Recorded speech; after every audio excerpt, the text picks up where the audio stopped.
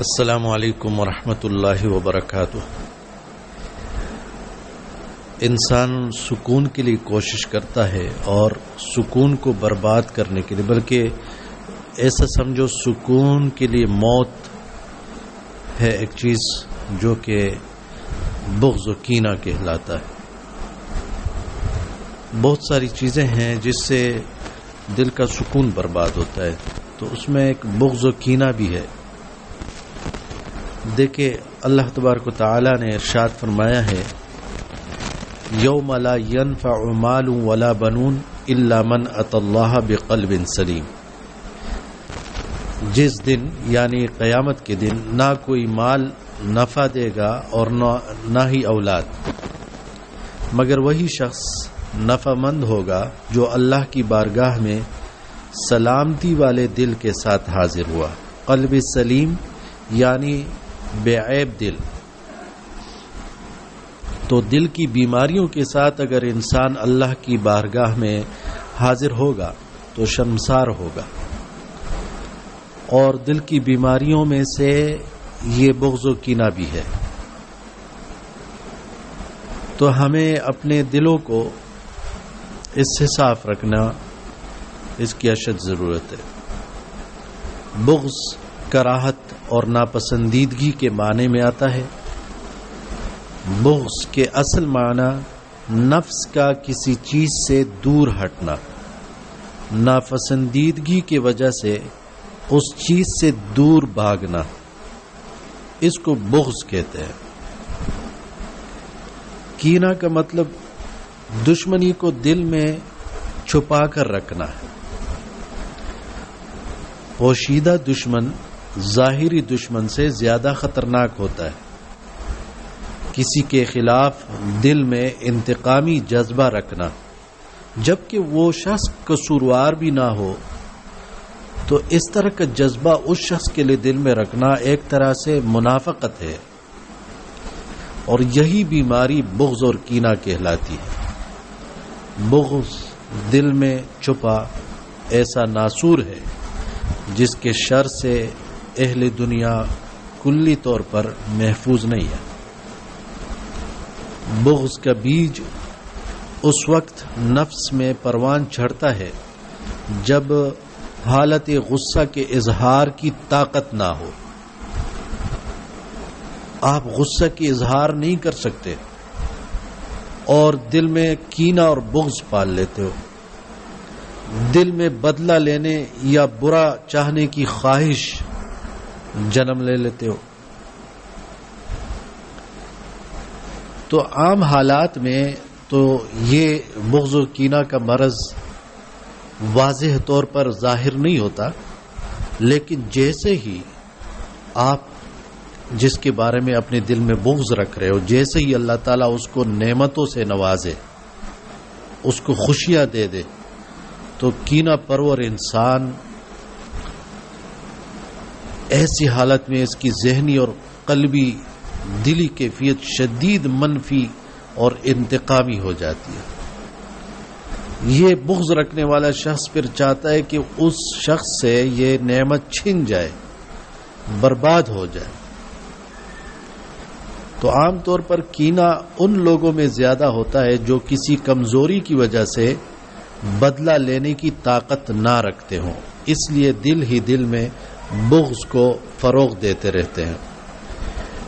امام غزالی رحمۃ اللہ علیہ نے لکھا ہے احیاء العلوم جلد 100 میں کہ بعض اوقات آدمی بظاہر غصے پر قابو پا لیتا ہے، لیکن دل میں کینہ باقی رکھتا ہے۔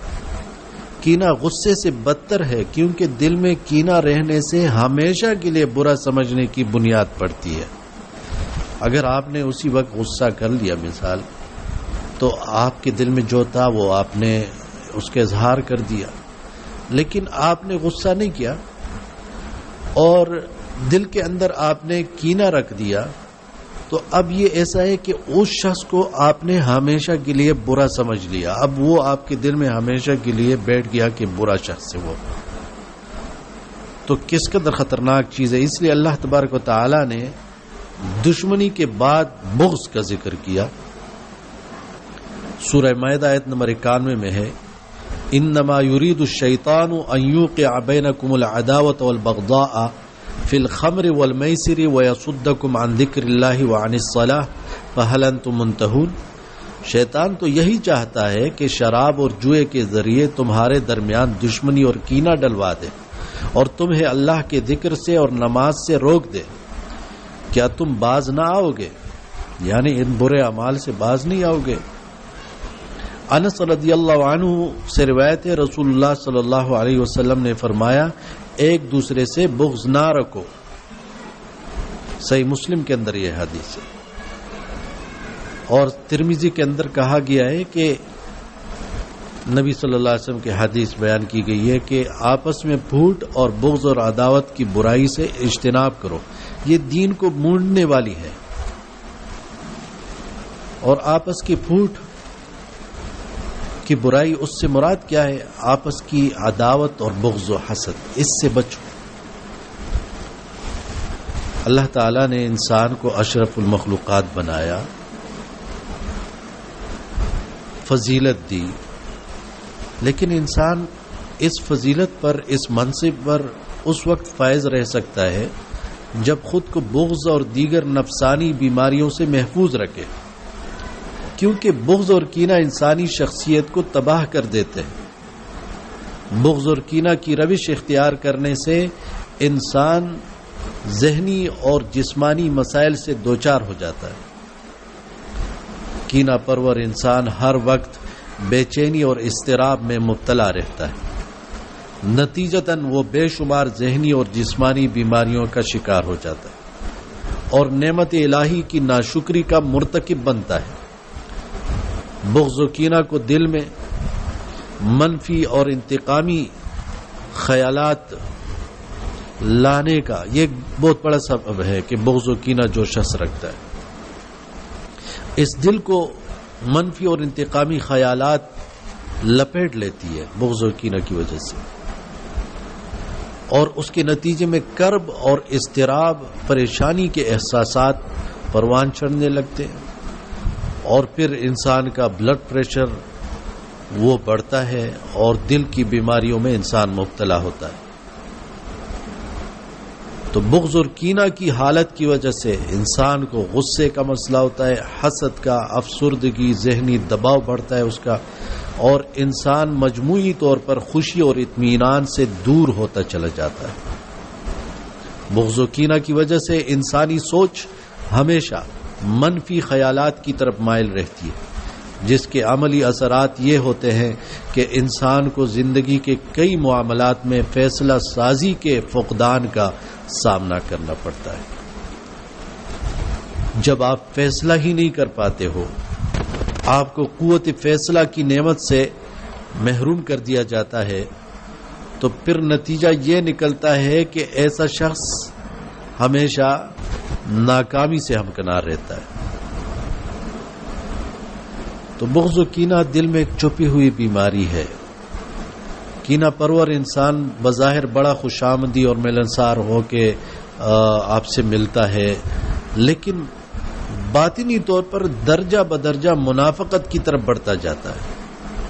اللہ تبارک و تعالی نے تو ارشاد فرمایا ان المنافقین فی الدرک الاسفل من النار ولن تجد لهم نصیرا. تو ایسا نہ ہو کہ آپ بغض و کینہ کا علاج نہ کر کے اس سے بھی آگے بڑھ جاؤ اور منافقت میں مبتلا ہو جاؤ، اس بیماری کے اندر مبتلا ہو جاؤ. تو اصلاح کرانا، صلح کرانا، اس کام میں لگ جاؤ. بغض اور عناد اور دشمنی، اس سے الگ رہو، دین کو خراب ہونے سے بچاؤ.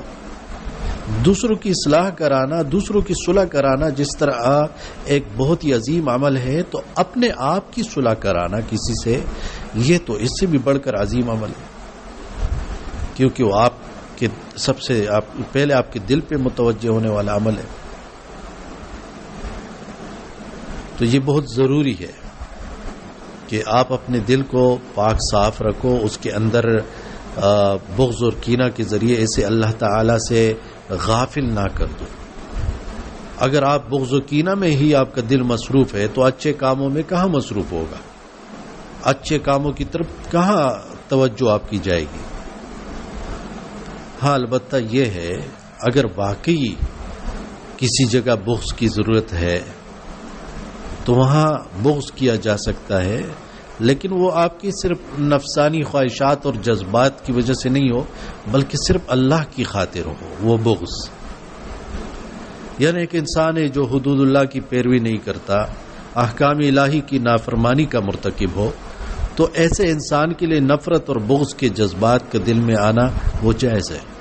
سنن ابو داؤد کے اندر حدیث ابو ذر رضی اللہ عنہ کو بیان ہے، رسول اللہ صلی اللہ علیہ وسلم نے فرمایا اعمال میں سے افضل عمل اللہ کے لیے محبت کرنا اور اسی کے لیے بغض رکھنا ہے. اس لیے احیاء العلوم جلد 2 میں ہے، امام غزالی رحم اللہ فرماتے ہیں محبت فی اللہ کی طرح، حب فی اللہ کی طرح بغض فی اللہ بھی ضروری ہے. مثلا تم اگر کسی شخص سے اس لیے محبت کرتے ہو کہ وہ اللہ کا اطاعت گزار بندہ ہے، اب اگر اس سے معصیت سرزد ہو اور وہ اطاعت گزار بندے کی بجائے گنہگار بن جائے تو اس سے بغض رکھنا اور نفرت کرنا بھی ضروری ہوگا. یہ دونوں لازم اور ملزوم ہیں، ایک دوسرے سے جدا نہیں ہوتے. بلکہ شیخ ابن عثیمین رحمہ اللہ نے بہت زبردست بات کی ہے کہ ایک ہی وقت میں ایک شخص سے آپ محبت بھی رکھو گے کیونکہ وہ مسلمان ہے، وہ مومن ہے،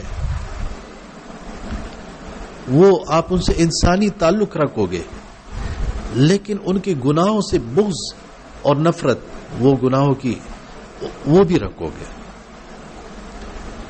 تو یہ نہیں کہ گناہ کی وجہ سے آپ نے اس سے ایسا بغض رکھا کہ اس کو چھوڑ دیا، بلکہ آپ اس کے ایمان کو بھی دیکھو گے، آپ اس کے اسلام کو بھی دیکھو گے، تو آپ باقی جو حقوق آپ کے اوپر لازم آ رہے ہیں وہ ادا کرتے رہو گے.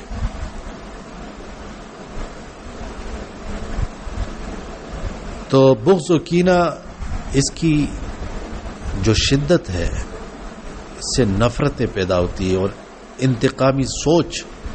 اور جب نفرتیں ہوں، انتقامی سوچ ہوں دل کے اندر، تو دل کا راحت کہاں پہ ہوگا؟ راحت دل کہاں ہوگا؟ سکون دل، اطمینان قلب کہاں ہوگا؟ نہیں ہوگا. پھر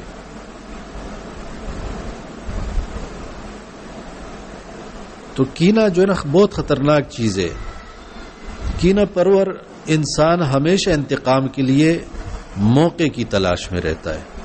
بعض اوقات تو اس کی شدت کینے کی اس حد تک پہنچ جاتی ہے کہ دشمن کے مرنے کے بعد اس کی اولاد سے بدلہ لینے کا سلسلہ شروع ہو جاتا ہے. ایسا بغض رکھ رہا ہے، ایسا کینہ رکھ رہا ہے کہ مثال کے طور پر کوئی شخص مجھ سے بغض رکھ رہا ہے، مجھ سے کینہ رکھ رہا ہے، تو وہ بغض اس کے اس قدر زیادہ ہے کہ میرے ساتھ پوری زندگی مجھ سے بغض رکھا، کینہ رکھا، لیکن اب میرے اولاد کے ساتھ بھی کینہ رکھ رہا ہے، ان سے بھی بغض رکھا، حالانکہ کوئی قصور نہیں. بچوں کا کیا قصور ہوتا ہے؟ تو آپ دیکھیں کہ کینہ اور بغض کس قدر خطرناک چیز ہے. دیکھو انسان ساری کوشش یہ دل کی راحت اور اطمینان کے لیے کرتا ہے کہ دل کے اندر سکون آ جائے. تو جب تک دل کی اصلاح نہیں ہوگی، نفس پاکیزہ نہیں ہوگا، تو سارے دنیا کا عیش و آرام، مال و دولت، اولاد، سب چیزیں آپ کو مل جائے، لیکن آپ کے دل کے اندر اطمینان اور طبیعت میں سکون پیدا نہیں کر سکتے. کیونکہ اللہ کی یاد سے، دلوں کو پاکیزہ رکھنے سے، دلوں کو سلامت رکھنے سے، دل کا تزکیہ کرنے سے ہی وہ دلوں کے اندر سکون اور اطمینان آتا ہے. آپ کے دل کے اندر شکوک و شبہات نہیں ہو، دیگر نفسانی امراض، دل کے امراض وہ نہیں ہو جیسے خاص طور پہ ہم نے ذکر کیا کینہ، بغض، یہ نہیں ہو. تو یہ ضروری ہے کہ آپ جس طرح بدن کے جسم کے لیے غذا کا اہتمام کرتے ہو تو اپنے دل کے لیے، روح کے لیے بھی غذا کا اہتمام کرو، ورنہ جو اس دنیا میں اندھا رہا تو آخرت میں بھی اندھا رہے گا. ومن کان فی ھذہ اعمی فہو فی الآخرۃ اعمی واضل سبیلا. جو شخص اس دنیا میں حق سے اندھا رہا وہ آخرت میں بھی اندھا اور راہ نجات سے بھٹکا رہے گا۔ اللہ تعالی ہمارے دلوں کو پاک صاف فرما دے۔